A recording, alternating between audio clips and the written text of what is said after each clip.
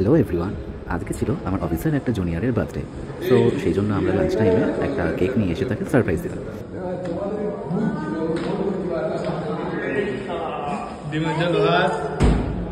হ্যাঁ, না কাটলে আমার দাদু কাটবে দাদা কেটে কেটে হালকা ফুল করো।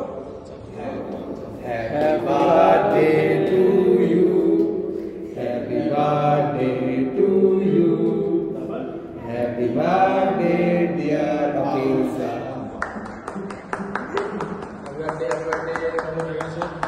ছেলে কত বছর বয়স হলো? 23 পা দিতে